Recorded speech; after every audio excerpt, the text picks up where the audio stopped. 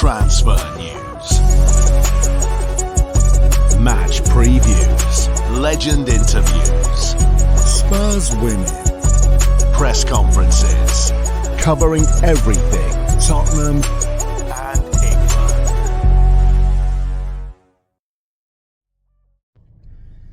Welcome back to the channel. Hope you're all keeping well. So, Arsenal women take on Tottenham Hotspur women in the WSL today at the Emirates Stadium. It will be a sold-out crowd, 60,000 fans at the Emirates. Of course, the sides have already met twice this season already. In the Conti Cup, it ended 3-3 at Boreham Wood. Arsenal won on penalties. And in the league, in the Women's Super League, Martha Thomas scored the only goal at the Tottenham Hotspur Stadium where Spurs won 1-0. That is the only time that Spurs have beat Arsenal in league competition. Robert Villihan will certainly be hoping for another 3 points, and it will be another historic win if Spurs could get the job done at the Emirates today.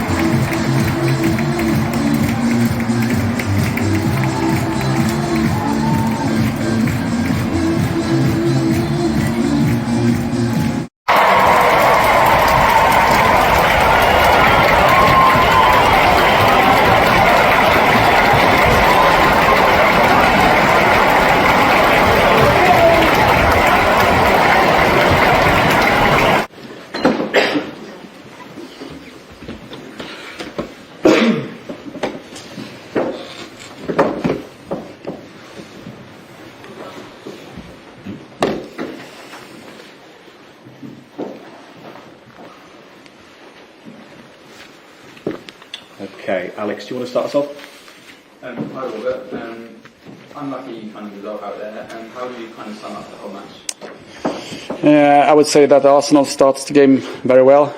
They push us down, get a lot of corner kicks, the fans is with them, but we ride that storm out and actually create some really good chances in the first half, and after 15-20 minutes we start to play really good football as well.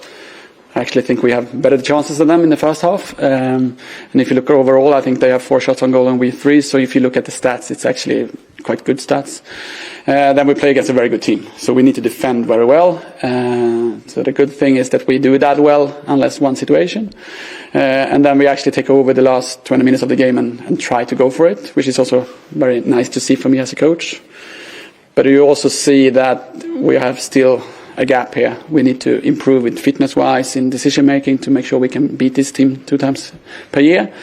But it's very nice to see the players taking those steps. I think from the other game against Man City when we just defended and didn't have any goal. Today we defend very well and we create chances and we have better possession and everything. So I see some really good improvement. And last year we lost, I think, 5-1 and 4-0 against Arsenal. So it's a very big step to what we want to do, but we're not there yet though. In the second half, chose Petselberg at the Netherlands. What was your thinking behind that decision when you also had Charlie Grant on the bench that can also play like that? Ash was only between 45 to 60 minutes allowed to play today, so then I needed to do a change.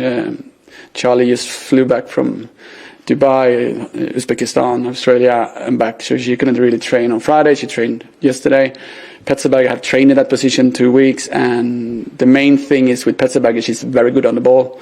So I was thinking that it's much better to have a really good passing player and then try to play those through balls than bringing a risk-full situation with Charlie, who has flew all over the world. So that was the decision, basically. Okay. Chris? 3 changes today, Robert, including the goalkeeper. You've done exactly the same thing for the previous North London derby. Why was that today? Today I had a plan. We had a plan how we want to hurt Arsenal, and we knew from the other games we played against them that their defense line is not the quickest one, and Jessica Nas is very quick, and it's also like to make sure when we get the chances on relays and everything, we want to have speed. So if you look at that switch, it was because I think Jessica Nas is a really good number 9 in those situations, and she did really good games against Arsenal. Martha and her worked really good those games as well. Bara came back from playing from their other game and played a few games now, but I also felt like we needed to be very sharp in how we build up today, and I think Becky is one of the best goalkeepers in that phase. So I basically picked to go for that instead, and she's waiting a few games to get the play time again, and I think Bara has done well, but there's also a few situations where we need to improve with the communication and so on. So it's a very hard competition, and sometimes you need to switch goalkeeper as well. You mentioned the gap as well between the likes of City, Chelsea, Arsenal and Tottenham, and you mentioned earlier on in the season that the ambition for you was to go for Champions League football next season. What do you need to do in the summer to get up to that level? I think the first step is to make sure we keep developing these players to be even stronger, fitter, understanding the game model, because then I think we can compete in a quite good way.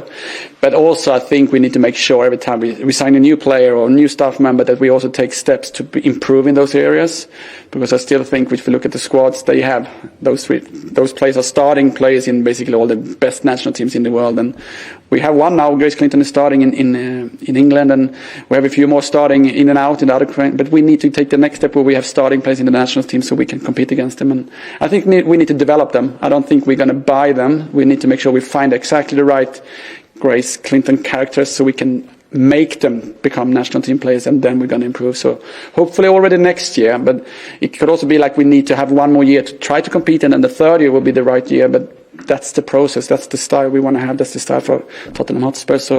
And that's what we're trying to do. Kit? Hi Robert, obviously big occasion today, big stadium, big crowd, and your local rivals as well. How do you think your players kind of managed the whole occasion?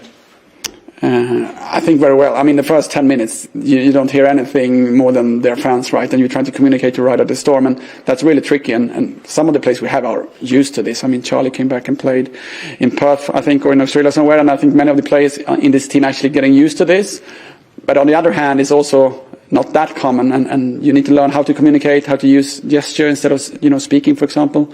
But if you look at it, how they dare to play, how they take this game for those 97 minutes, I think you can see that they like and enjoy to play in front of a lot of people. So I'm very impressed with how we did the whole game, even if the first 10 minutes was tough. When you can practice kind of in training this different style of communicating, you're playing in front of a very noisy crowd. There's been stories of like playing playing crowd noises in training and stuff like that? Is there anything like Yeah. that you do practice? I tried to do that with Häcken before the cup final last year. So we're going to play Hammarby away. We knew there was 25,000. So I put on the speakers on the training ground and we just played really loud Hammarby songs. So the neighbors came over and was complaining because of that, because of the middle of the day. But we lost 3-0. So then I look stupid, right? So you can try, but you also need to just keep going. I think you're learning by experience, you're learning by doing. So every time you have these games, you're learning a few new stuff and you're learning more stuff. And then in the long end, you are used to it and then you cannot complain about it. But yeah, you need to practice by doing. Okay, just to check, you didn't bring that tactic back this week? No, I didn't. I think perhaps in the future, but it didn't work last time. So then I kind of tried to find new ways. Before the season, Tottenham's record against Arsenal in the league wasn't great. I think it was drawn 1 and lost 6. Obviously, you look at the 2 games this season, one of victory at home, a very close game today. You talk about the gaps between the 2 clubs still, but you must be happy with the gaps that you've closed in the short space of time as well. I am. I'm actually very happy about that because we also had the Conti Cup where we played 3-3 against them. So if you look at one game, you can if you win that, you don't know if it's just luck or whatever. But now it's 3 games where we are competing with them. And that makes me believe in what we're doing very much. And I think the players understand that we also do that. But then Tottenham Hotspur is not just happy being competing with these teams. They want to be up there. So that's also, we know it's going to take time, but we are not. We're not happy about this, but we also see that, okay, the progress is doing fine. So you cannot just get everything in the right time. You need to make sure that you bring the time to the players to develop and the club and everyone. But you can tell that Arsenal have done this for a few years, right? And they're filling the stadium. They have this, you can tell that they have been in women's football for a long time and Tottenham have not been that. So we just need to work really hard to get up to that stage. David from BComs here. Commiserations on the defeat. There's 2 questions from me really. Yet another sellout here at the Emirates Stadium. Does this sort of signify a step forward in women's football? And my second question to you really is, you speaking about the steps that Tottenham need to take in terms of moving forward. Where do you think Tottenham need to improve? So the first question with the full stadium again and giving this to the fans and the players, I think that's why I'm here. I think that's more important than winning this game today. When they actually can fill the stadium and everybody who comes to this game, my kids are here today, and that you can see that women's football is actually enjoyable. The players that worked so hard for so many years actually finally get this approval that people come and watch and like the games. I think that's massive, and I think is something to follow. We want to follow that as well. We had a really good atmosphere at Tottenham Hotspur Stadium.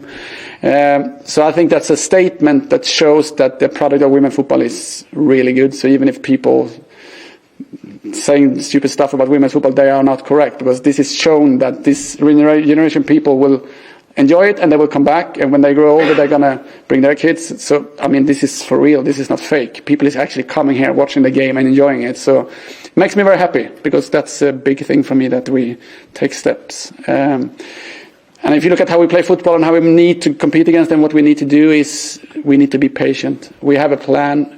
That plan is very good. We have really good staff members around. We have a 3-year plan. We have a 5-year plan for the club and everything. So I trust the process, that we shouldn't rush it, that we just shouldn't try to buy the best players and do that. We should do it our way, and it needs time. But I think everybody see that I think they started in March, changing a little bit and bringing staff members to that club, and then I came in the summer. We had another transfer window. We have recruited sports psychologists. So we take steps in the right order. We don't play every game at Tottenham Hotspur Stadium yet, but we're going to make sure we improve there and fill the stadium and have a good product. So I think trusting the process and understanding that we're going to have some losses sometimes, but in the long end we're going to be a top team. We're going to be in the Champions League, because we know what we're doing and we have the right competence for it. Appreciate it. Thank you. Okay, thank you. Sure.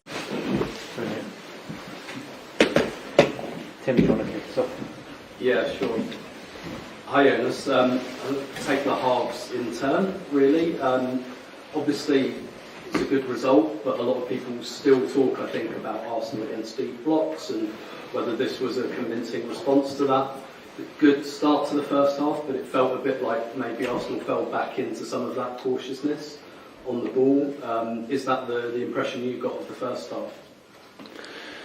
I think the first half that we play up to a lot of good situations on the final third. Where we are missing the areas to create a little bit more of the clear-cut chances. But it's a very, very tight low block we're playing against. I don't know exactly how many corners we create in that half, if that could be 13, 14 corners, which obviously is a major part of that as well. I do think that when you're playing against a low block, it's very important to understand that the reward does seldom come in the first half. It more often come in the second half, and we needed to keep the patience, and we needed to keep the quality to be able to make that happen, and that was enough to do that today. And in the second half, the goal comes from some real quality, a great ball by Kim. Felt like I saw that diagonal ball to Beth Mead a lot, particularly in the first half of the second half. I wondered how much that goal kind of related to anything you might have said at half-time, but at the same time it didn't feel like that goal opened the game up a lot, and I wondered how much maybe the international break played into that, whether nerves played into that, and just kind of what you said at half-time and how that related to the second half.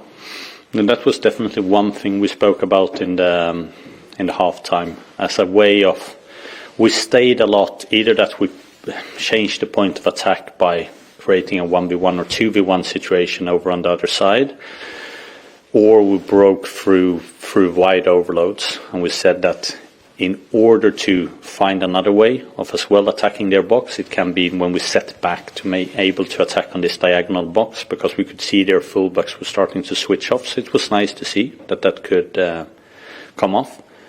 I think you're right with saying that this was probably the most difficult to say conditions for us so far in the seasons, being we had an international break with a lot of question marks with player availability.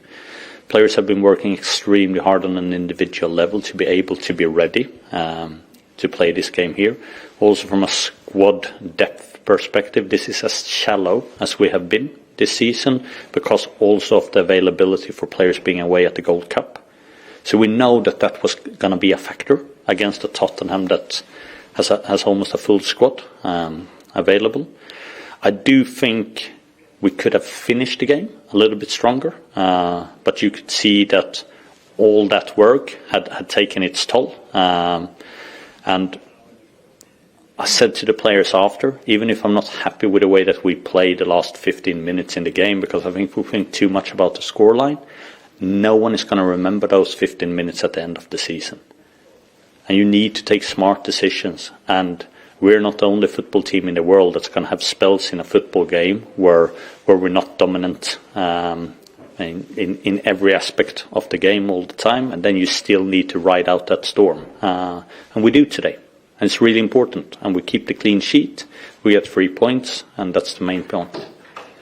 Thank you. Hi, you mentioned how shallow the squad was. Could you give us an idea of how many question marks there were for you today in terms of numbers or anything like that? No. I don't want to provide that more, but to say it was more than one. And in terms of, I guess, players who can change the picture like Kim did for the goal, I think Victoria and Caitlin did it quite often in the first half as well. How important are those players when you're playing against a team like this, where you do maybe have to be a bit more patient, where you have players that can just switch things in an instant like that? Yeah, I think, of course, individual qualities is really, really important. And you can see that on the goal that we score, for example. But it's also the connection and understanding between those players, because without that, the individual quality is not worth anything the way we play. So, of course, the way Kim protects the ball, the way she can scan and see the opportunity to play that diagonal pass with pinpoint precision, without that, the goal is not possible. But if Beth Mead doesn't wait for that pass and position and attack that space and have that quality on the first touch, the goal is not possible. And still, the goal would not happen if not Alessia as a 9 stays central in that moment. If she would have been losing patience and being somewhere else over in that moment, that goal wouldn't have happened. Potentially would have been a penalty. But Given how many penalties we get, I don't trust that too much. But those are the things that needs to come together in order to score a goal. Catherine? You mentioned there about Alessia, and a lot's kind of been made of what she brings kind of off the ball as well as her goal scoring ability, but did we kind of see that goal scoring instinct from her today to be in the right place at the right time to make the crucial difference? Yeah, we spoke about that in the last block before the international window, and that's an area to improve, and I think she was doing that very, very well today, and she gets a reward as well. It looks like an easy goal to score, but it's an impossible goal to score if you're not in that position. Jeremy, let's start. Yeah, and it's back-to-back 60,000 crowds here. I mean, it's spectacular. What were you thinking, seeing another full stadium again? I was thinking about a quote from Dennis Bergkamp when he said that you don't support a team only for a player or only for history or only for trophy. You go and support a team because that's where you found an environment where you feel that you belong. And that's what makes me extremely proud of being able to say that I think we've found a place where more than 60,000 people feel that they belong. And they feel that this is their home, this is where they come and want to support their football team. And that is very special, and that is something that we need to keep very, very much alive and keep building on. But I think that's a special feeling that we have been able to create that together. Thanks. Charlotte? Hi, Dennis.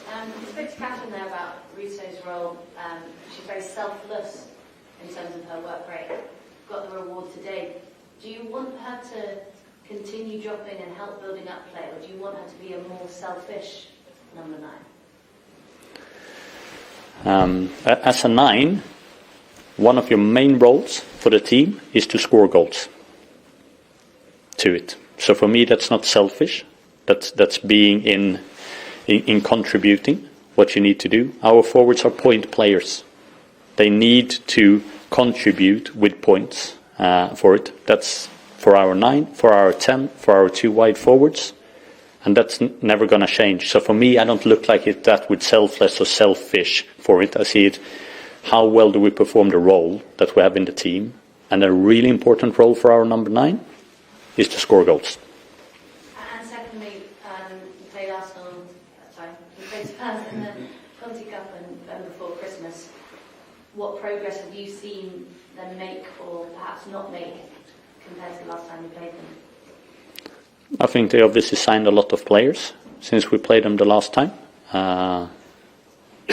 Almost 5 players, I think. So, of course, they're really invested in their squad.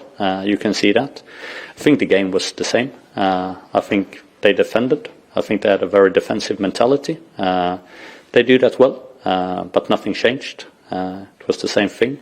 The only thing that changed now was that we were able to be more effective with our goal-scoring opportunities. And like I said, after the last game against them in the league, I think it's a game that we win absolutely the majority of the times playing. And I think it's the same way with the game that we played today. It was just nice that we got the win today. Thank you. Couple more, one in the middle here. Hi, and just a bit more on Beth and Alessia particularly together. I think it's 10 goals combined in the WSL this season. How crucial is it to have to just play together and linking up well for the success of the club?